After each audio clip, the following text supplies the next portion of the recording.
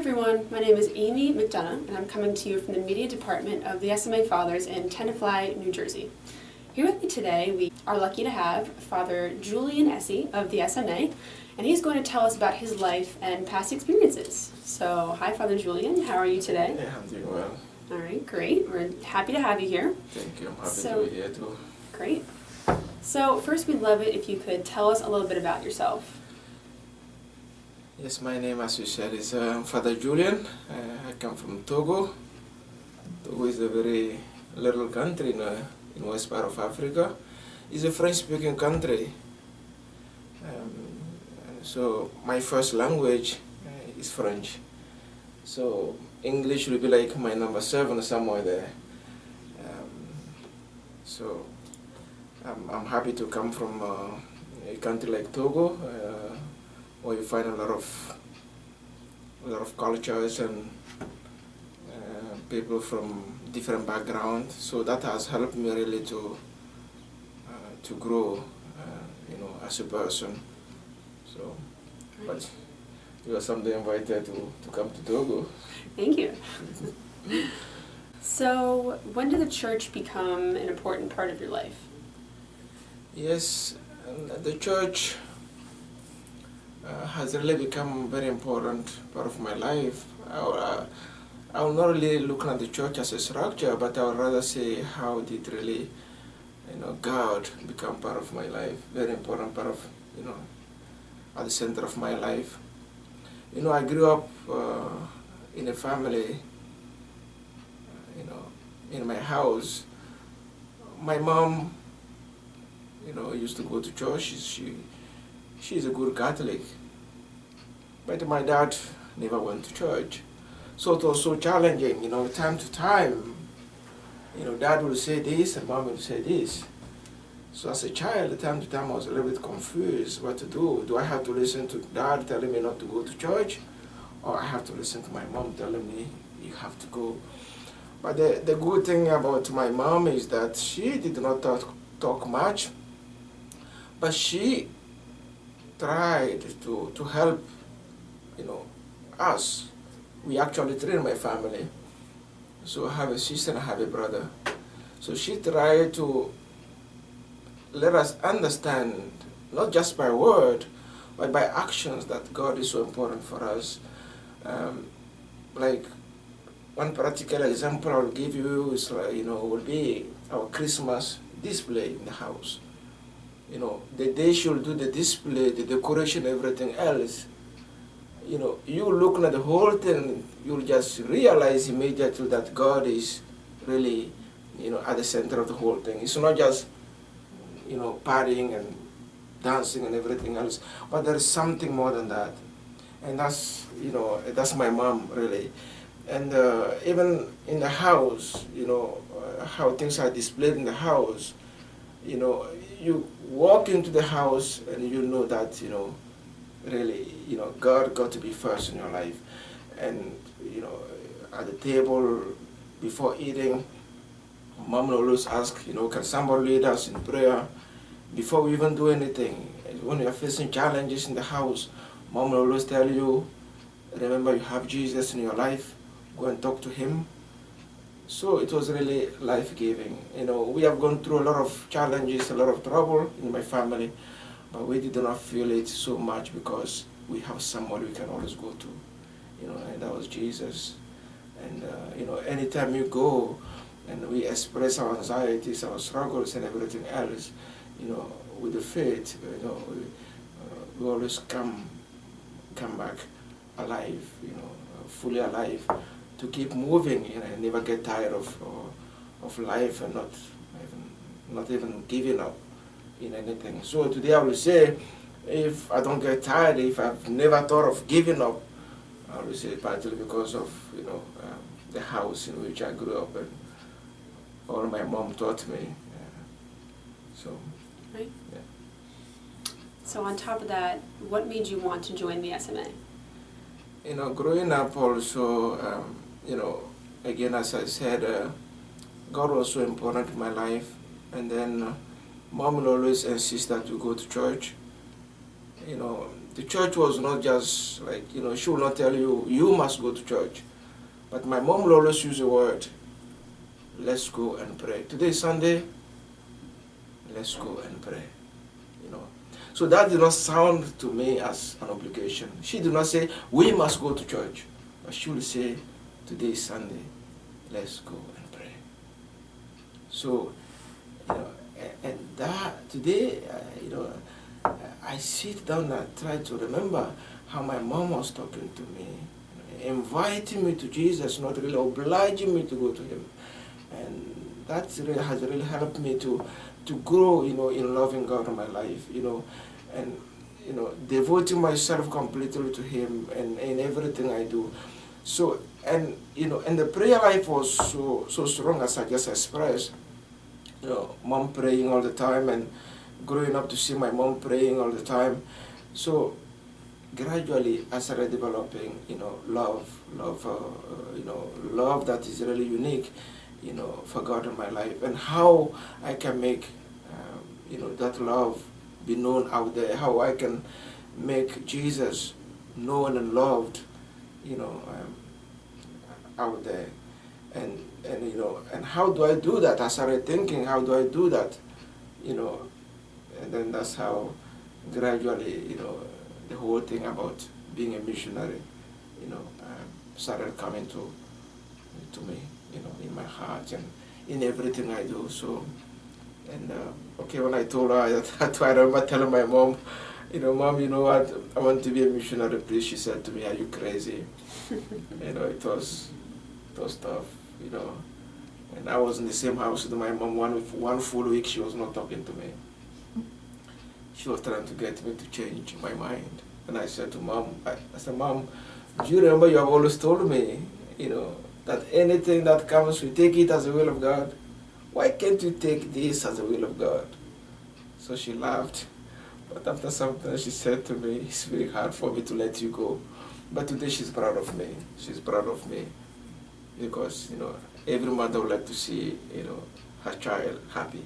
Mm-hmm. So she can see I'm happy and I'm fulfilled. So, right. Oh, that's great. Yeah. So, what exactly do you do as Vocation Director, and how do you find your work? Before coming to America, I was in Ghana. I worked in Ghana. And then my leadership asked me to come to America. It was hard for me. Hard because I was doing a lot of things already. I took time to learn the language of the people, and so I'm like, now that I know the language, now that I'm now more familiar with the people, I have to go.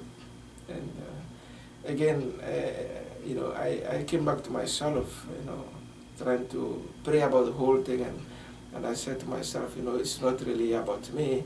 The church is bigger than me, and Jesus who called me, he knows exactly where I have to be at a particular time. If that's your will, Lord, I'm ready to go. So then, and actually it was a call to be a vocation director here in America, in SMA, American province. So I arrived here in America since 2015. So I'm exactly 3 years now in this country, and as a vocation director. So what do I do exactly as a vocation director? I am out, I'm recruiting young people interested in becoming a missionary priest, and even priests who like to be associated to our mission, and recruiting also lay people, who like to be part of our mission, who like to get out there and to make Jesus known and loved. So everybody is really invited to this, and that's what I do as a vocation director. Right. Yeah. So you talked about your adjustment to life in America. So how was that, and what exactly is your mission here in America? Yeah, adjusting in America, when I first came, before coming to America, I've heard a lot of things, you have you really hear a lot of things about America. But coming to this country, at the beginning I was kind of full of anxieties, how are things going to be for me? And are things going to work out? And, how am I going to be welcomed? And, when you hear a lot of stories on the news and everything else, you start wondering, But I came and, I came with an open mind and open heart to have my own experience. So I will say that, so far the time I spent in America has been a gracious time. Gracious in the sense that I've met a mother, I've met a father, I've met a brother, I've met a sister in this country, I'm coming from, far away, but I feel at home. People have accepted me, people have embraced me. So I don't feel lonely at all in this country because I have a lot of brothers and sisters and a lot of mothers and fathers. People are there for me, people I can call and talk to, and people who have really helped me, realize, who I am and, especially how to walk in this country. One of the things I do before going to any state, sometimes I'll call somebody I know and say, is there anything you can tell me about this state? So, this kind of open mind to learn. So people have been there to always help me to walk, to get to know the culture here, and how to move it along with everybody.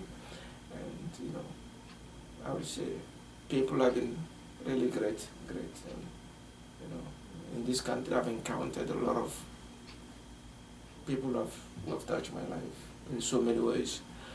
And another thing also that has helped me to adjust quickly here in America are the seminars, the programs.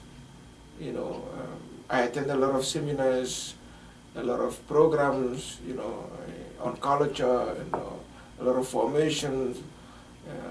All those kind of things have really helped me to adjust, in life in America. Yeah. Oh, well, that transition can be hard, so that's great that you have people to help you through that. So, considering the decreasing number of priests in Europe and America, what gives you hope in your work as Vocation Director? What really gives me hope, as a Vocation Director, again, as you mentioned,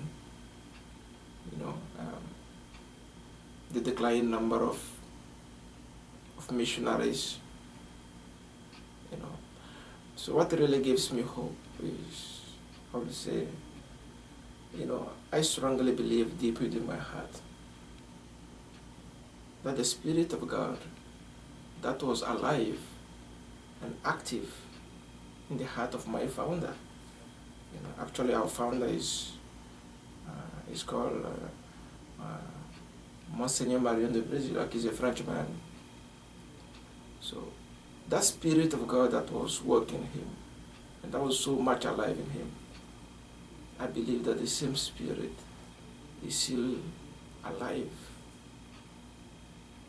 and active in the heart of so many people in this country, especially the young people.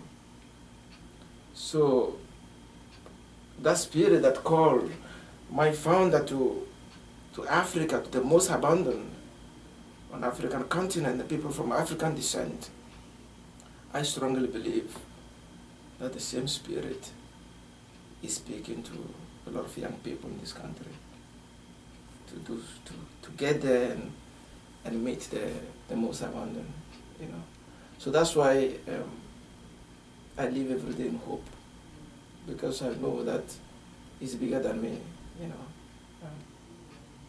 and that the Spirit is still at work, calling a lot of young people to the most abandoned in African continent and the people of African descent.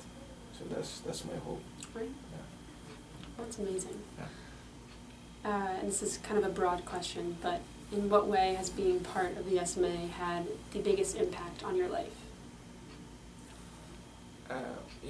Before actually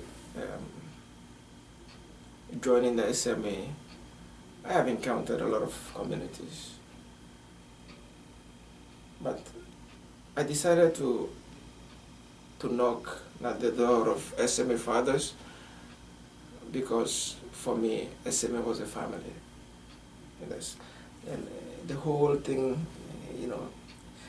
everything is really the core of me, being an SMA today is that family spirit. The family spirit embraced in simplicity, So today I live in a SMA community here in America, and I feel, truly deep within my heart that, I'm part of a family. When I'm not there, I am missed.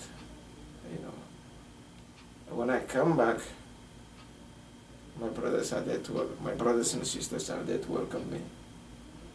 And when they don't see me around, they look for me. So for me, that's a family. And I miss them too, When I don't see any of them, I look for them. And, so that's really, and, a lot of time also, I would say my brothers and sisters, in the same family have helped me to grow even as a person, to grow as a person. In prayer life, we pray together,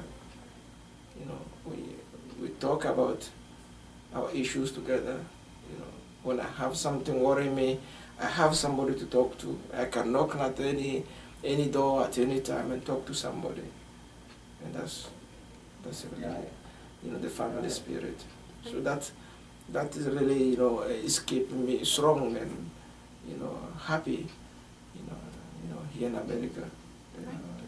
That family spirit, So, and but something also I'll just quickly share, like talking to young people also here in America. What I've realized, young people here, have helped me to grow also.